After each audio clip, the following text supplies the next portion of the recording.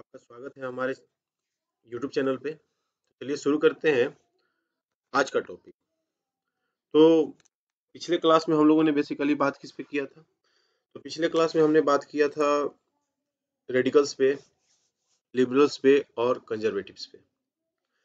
आज नए टॉपिक के साथ देखेंगे जिसमें हम लोग बात करेंगे सोशल और इंडस्ट्रियल चेंजेस पे कि कैसे सोसाइटी अब मांग करने लगी, सोसाइटी चाहने लगी कि अब इंडस्ट्री में भी बदलाव हो, सोसाइटी में भी बदलाव हो।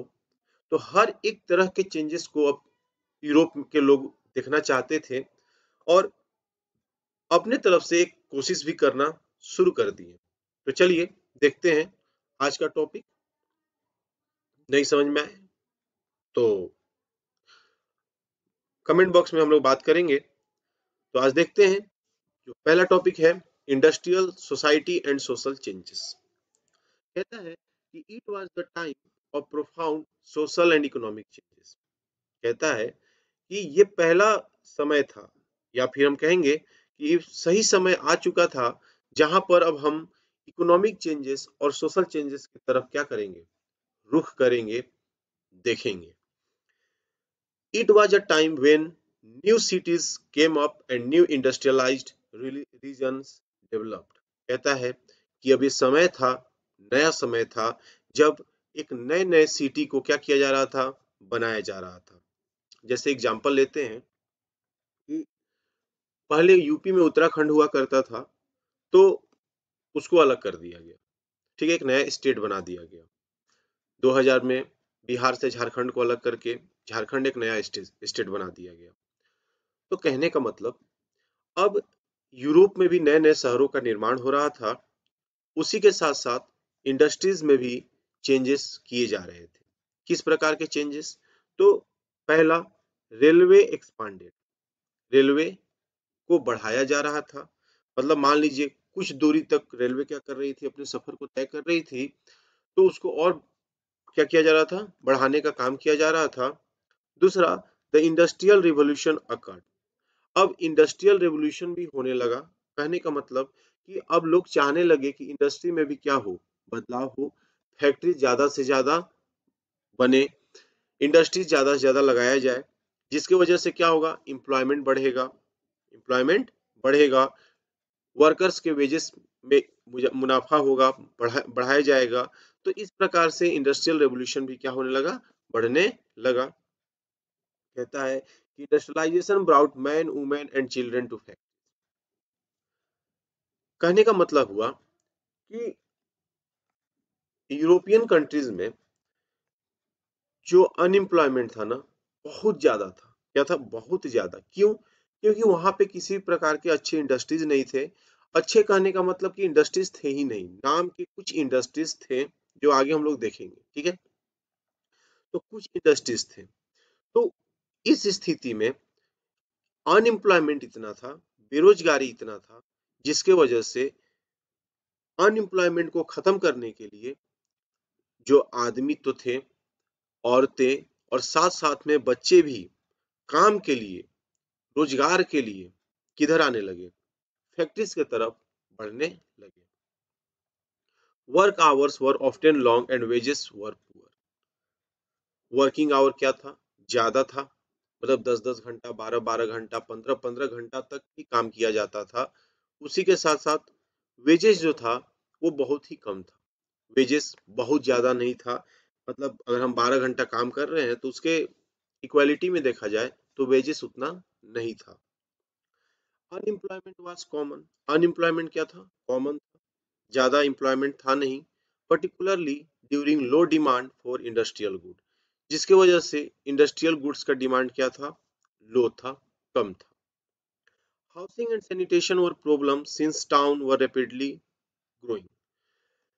टाउन बढ़ रहा है, नगरों की व्यवस्था बढ़ाई जा रही है, नगरें बढ़ रही हैं, टाउन्स बढ़ रहे हैं, लेकिन वहां पे रहने के लिए हाउसिंग, सैनिटेशन अभी भी क्या था? प्रॉब्लम था, मुख्य प्रॉब्लम था।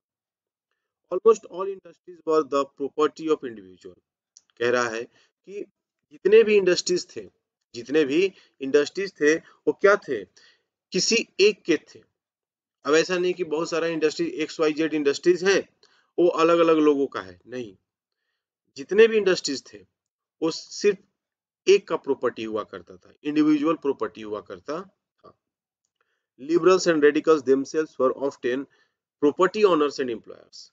जो लिबरल्स थे, जो रेडिकल्स थे, वो स्वयं क्या थे, प्रॉपर्टी ओनर्स थे। क्या थे, प्रॉपर्टी ओनर्स थे, या फिर वो लोग एम्प्लॉयर्स थे। ठीक है, याद रहेगा। They made their wealth through trade और इंडिविजुअल वेंचर, इंडस्ट्रियल वेंचर्स। वो अपना वेल्थ कहाँ से जनरेट करते थे, तो व्यापार करके, बिजनेस करके, ट्रेड करके, या फिर इंडस्ट्रियल वेंचर के द्वारा। तो ये चीजें क्या होने लगी, धीरे धीरे चीजों में बदलाव होने लगा। लोग अनएम्प्लॉयमेंट से एम्प्लॉयड होने लगे, इंडस्ट्रीज की संख्या क्या होने लगी, बढ़ने लगी।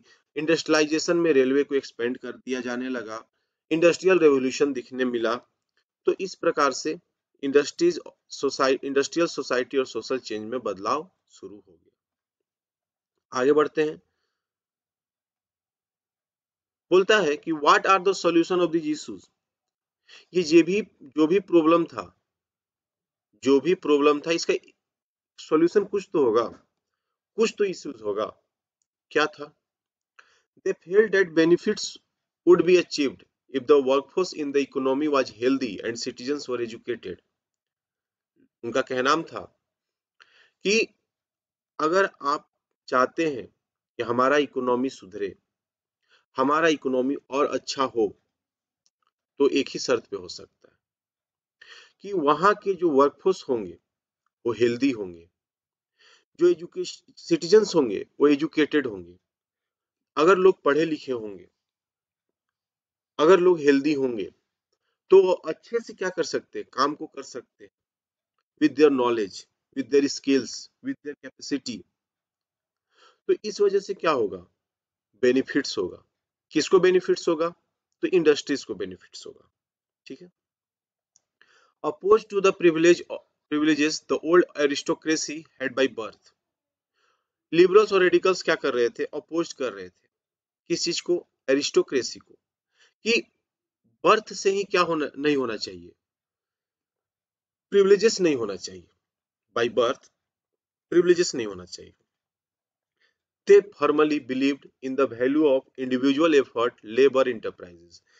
वो लोग किस चीज में बिलीव करते थे, कि हमारा एक इंडिविजुअली कितना किसी काम को करने में एफर्ट लग रहा है, लेबर लग रहा है, और इंटरप्राइज के लिए।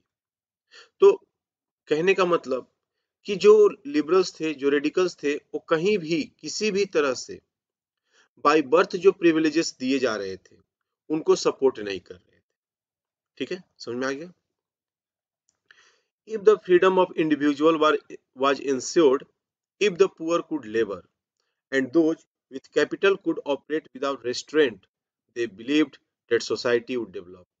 कहता है कि अगर जो काम कर रहे हैं, अगर जो काम कर रहे हैं, अगर उनको फ्रीडम दिया जाए, काम करने की आजादी दी जाए, अगर ये इंश्योर किया जाए कि अगर जो पुअर, जो गरीब, जो अगर लेबर का काम कर रहे हैं, तो उनको क्या दिया जाएगा, अच्छा वेजेस दिया जाएगा। क्या दिया जाएगा, अच्छा वेजेस दिया जाएगा। तो हो सकता है कि हमारा सोसाइटी क्या होगा, डेवलप करेगा। समझ में आ रहा है। तो कहने का मतलब कि अगर कोई भी किसी भी संस्था में काम कर रहा है, किसी भी फैक्ट्री में काम कर रहा है, किसी भी इंडस्ट्री में काम कर रहा है, कोई भी कॉर्पोरेट सेक्टर में काम कर रहा है, अगर उसको आजादी दी जाती है और अगर उसको बोला जाता है कि तुम अच्छे से काम करोगे, then you will get a good wages, good salary, then it's definitely they will work for the sectors, cooperative sectors, they will work for the education sectors, they will work for the government sectors। Okay, nearly all working men and women who wanted changes in the world rallied around liberal and radical group।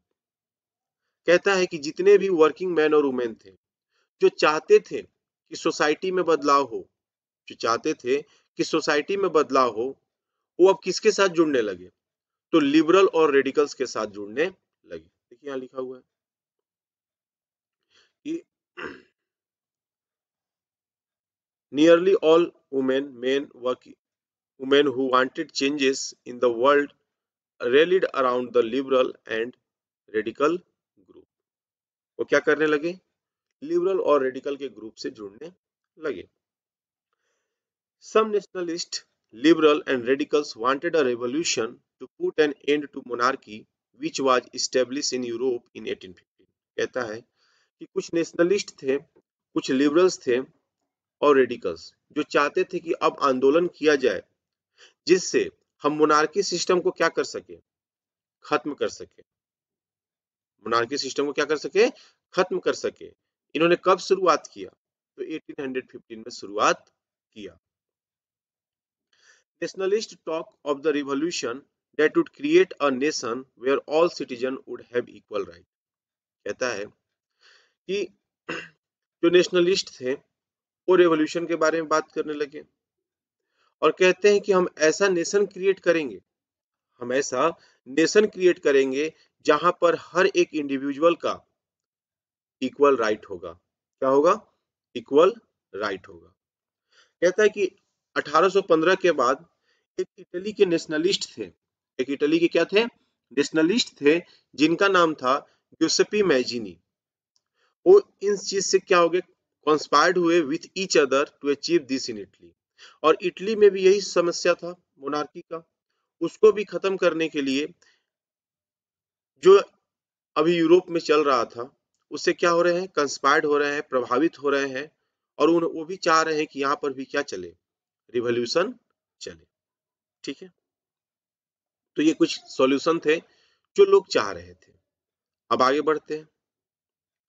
कहता है the coming of socialism in Europe, Europe में socialism का आना, Europe में socialism का आना कैसे, समझिए। Perhaps one of the most far-reaching vision of how society should be structured was socialism. By the mid 19th century in Europe, socialism was a well-known body। कहता है कि एक विजन तैयार करना कि हम अपने देश को, हम अपने सोसाइटी को किस तरफ ले जा रहे हैं, सोशलिज्म के तरफ ले जा रहे हैं। किस तरफ ले जा रहे हैं, सोशलिज्म के तरफ ले जा रहे हैं। और मिड 19th सेंचुरी तक यूरोप में सोशलिज्म के बारे में सब लोग जानने लगे, सोशलिज्म को के बारे में लोग बात करने लगे। Socialism was against private property, सबसे बड़ा बात था कि सोशलिज्म जो था वो प्राइवेट प्रॉपर्टी के अगेंस्ट में था। And so it as the root of all social ills of that time.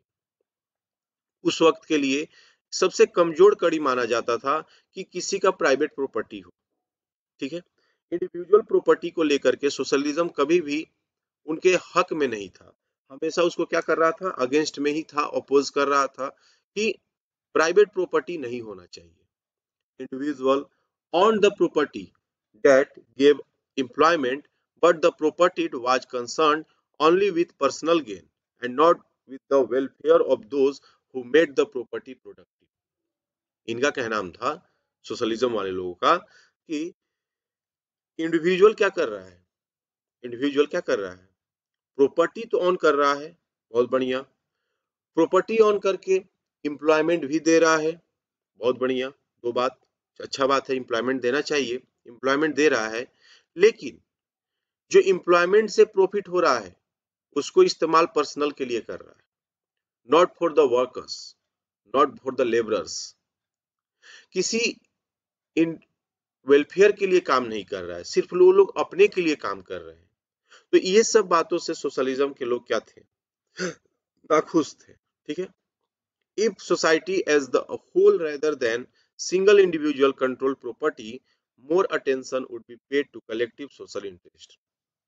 कहता है कि सोसाइटी ऐसा होना चाहिए जहां पर किसी भी सिंगल का, किसी भी इंडिविजुअल का कंट्रोल प्रॉपर्टी पर न हो, क्या ना हो, प्रॉपर्टी पर न हो। अगर ऐसा नहीं होता है, प्रॉपर्टी पर कंट्रोल नहीं होता है, तो लोग ज्यादा सोशल इंटरेस्ट के तरफ क्या करेंगे, अटेंशन देंगे, इंटरेस्ट दिखाएंगे। ठीक है, socialist wanted this changes and campaigned for it. जो सोशलिस्ट थे वो इस प्रकार के चेंजेस को चाह रहे थे और इसी के लिए वो कैंपेन भी कर रहे थे। तो ये था सोशलिज्म का यूरोप में एंट्री करना। ठीक है, आगे बढ़ते हैं। डिफरेंट विजन ऑफ सोशलिस्ट, कुछ सोशलिस्ट थे जिनका अलग अलग क्या था, विजन था, देखने का तरीका था। Robert Owen, a leading English manufacturer, sought to build a cooperative community called New Harmony in Indiana. ये जगह ये कहाँ पर हुआ? यूएसए में हुआ। कहता है कि रॉबर्ट ओवेन जो थे वो इंग्लिश मैन्युफैक्चरर थे, इंग्लिश मतलब इंग्लैंड के मैन्युफैक्चरर थे। उन्होंने बोला कि sought to build a cooperative community, ये बोले कि एक कोऑपरेटिव कम्युनिटी बनना चाहिए। किसने बोला? रॉबर्ट ओवेन ने बोला। Other socialist failed that cooperative could not be build on a wide scale only through individual initiative. कहता है कि जो अदर सोशलिस्ट थे उनका क्या नाम था कि सिर्फ हमारे एक इंडिविजुअल के चाहने पर कभी भी कोऑपरेटिव सोसाइटी बिल्ड नहीं हो सकता है, कभी भी कोऑपरेटिव कम्युनिटी बिल्ड नहीं हो सकता है। They demanded that government encourage cooperatives, इसलिए वो चाह रहे थे, उन्होंने डिमांड किया कि कोऑपरेटिव कम्युनिटी बनाने के लिए गवर्नमेंट को भी आगे आना चाहिए। दो बातें इस लाइन से समझ में आया? Louis Blanc wanted the government to encourage cooperative and replace capitalist enterprises. Louis Blanc जो थे वो चाह रहे थे सरकार से कि वो कोऑपरेटिव कम्युनिटी के लिए इनकरेज करे, लोगों को इनकरेज करे और कैपिटलिस्ट इंटरप्राइज को क्या करे? कैपिटलिस्ट इंटरप्राइज को क्या करे? रिप्लेस कर दे। किससे? कोऑपरेटिव कम्युनिटी से। तो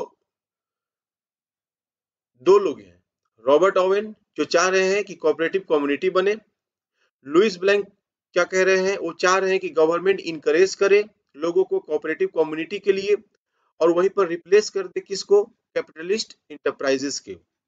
ठीक है। This cooperative were to be association of people who produce goods together and divided the profit according to the work done by member. इन लोगों का नाम था कि जब कोऑपरेटिव कम्युनिटी बनेगा तो जो लोग होंगे जो भी गुड्स को प्रोड्यूस करेंगे, जो भी गुड्स को प्रोड्यूस करेंगे वो एक साथ में करेंगे, इंडिविजुअल नहीं करेंगे। एंड डिवाइड द प्रॉफिट, और उस प्रोड्यूस्ड गुड्स से जो प्रॉफिट होगा वो अपने में क्या करेंगे? डिस्ट्रीब्यूट करेंगे, सारे लोगों के साथ मिलकर क्या करेंगे? डिस्ट्रीब्यूट करेंगे। According to the work done by member, जो जिस तरह का काम किया रहेगा उस तरह का उसको प्रॉफिट दिया जाएगा। तो ये भी एक सही तरीका था डिफरेंट विजन ऑफ सोशलिस्ट का कि अगर हम कोऑपरेटिव कम्युनिटी बनाते हैं तो क्या होगा? लोगों को इक्वालिटी देखना पड़ेगा, जो जैसा काम करेगा उस प्रकार से उसको क्या मिलेगा? प्रॉफिट में शेयर मिलेगा। तो रॉबर्ट ओवेन और लुइस ब्लैंक का जो विजन था वो एकदम बहुत ज्यादा सही था। आगे देखिए। तो यहीं तक रखते हैं आज का, मिलेंगे अगले वीडियो में अगले टॉपिक के साथ। तो रिवाइज कीजिए, नहीं समझ में आता है कमेंट कीजिए। आज के लिए इतना ही। जय हिंद, जय भारत।